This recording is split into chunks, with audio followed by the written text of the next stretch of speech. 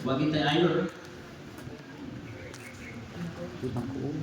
Ako sa una, magiging ayon kay siya kung mama naman yun din manabako na siya, astrin niya naman sa iyahang bila.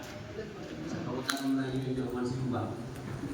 Pagkahuman niya, tabako, na yung mabiling anang upos, iputang niya dito sa katong sa thank you.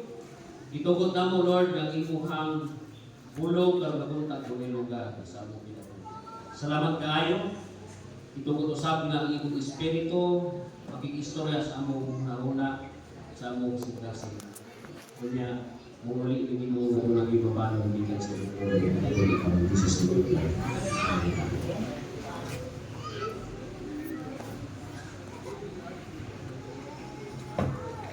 Karon nabuntag atong tunan ang duha lang kaputang.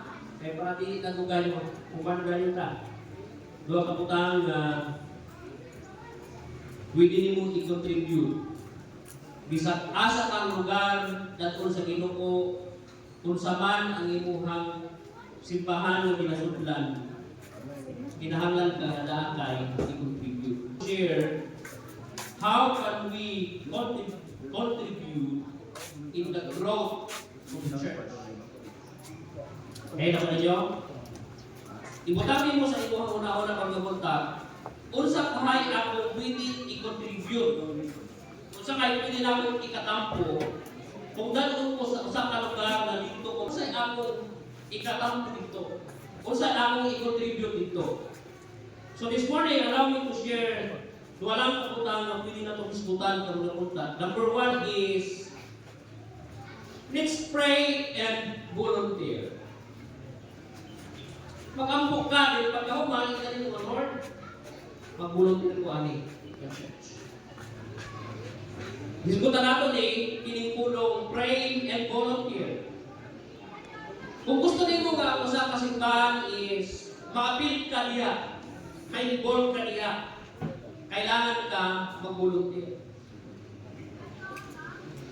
Ayaw inugot, nga mabot na lang ang panahon nga kwaon ka sa Ginoo. Kung nakakalingkod sa usa ka bangko, halimbawa, asa ka na church midala sa Ginoo niya, diyan ka, pero minti nagalingkod every Sunday kung asa ka diyan. Pagwaon ka na sa Ginoo, ikutangit sa imong una-una, kinsa kay next nga mulingkod din nga bangko. And you know what, kung dili ka mag-volunteer, wa nay musunod mulingkod diha. Paano yung gusto nang emphasize? Wala na yung musunod ng mulingkod diha unless na ikaw mismo maingon sa imong sarili, i-volunteer din ako ako sarili. I-try na ako, madat ko na ako akong pamilya. I-try na ako dat ko ng akong barkada. I-try na ako dat ko ng akong amigo. And you know what?